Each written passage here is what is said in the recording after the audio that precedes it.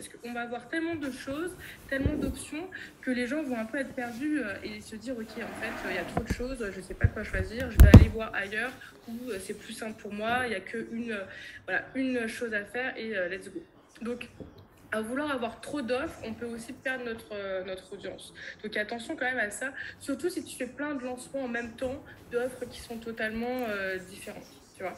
Ça peut faire aussi un peu brouillon et donc si ta communication elle n'est pas vraiment extrêmement claire, si c'est pas limpide, ça va être très dur pour toi de convertir une audience qui a elle-même pas compris réellement ce que tu proposes. Tu vois ce que je veux dire? Est-ce que ça fait sens pour vous? Donc ça, c'est très intéressant aussi de vous poser la question de est-ce qu'aujourd'hui, mon marketing, ma communication, elle est assez claire? Est-ce que quand on voit mon offre, quand je communique sur mon offre, est-ce que la personne, elle va pouvoir vraiment se sentir concernée? Est-ce qu'on sait réellement à qui ça s'adresse? Est-ce qu'on sait pourquoi ça s'adresse? Quels sont les besoins derrière qui sont comblés? Qu'est-ce que je délivre à l'intérieur et surtout communiquer sur l'aventure qu'il y a, sur le voyage qu'il y a. L'aventure, le voyage, c'est venir communiquer sur l'émotionnel.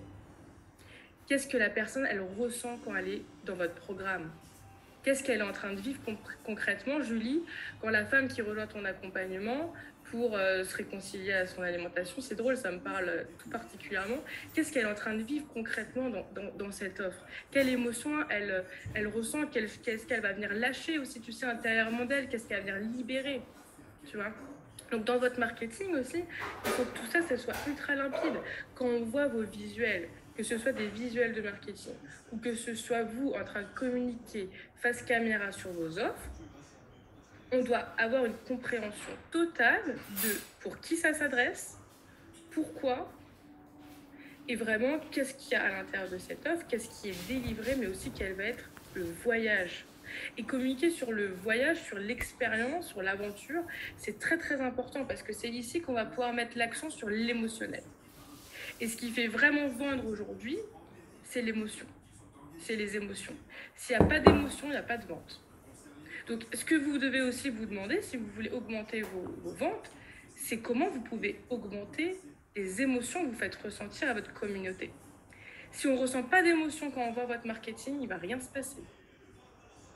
Et ça, c'est super intéressant de se poser cette question-là. Qu'est-ce que tu en penses, Julie, du coup, par rapport à ce que je viens de dire? Est-ce que ça te parle?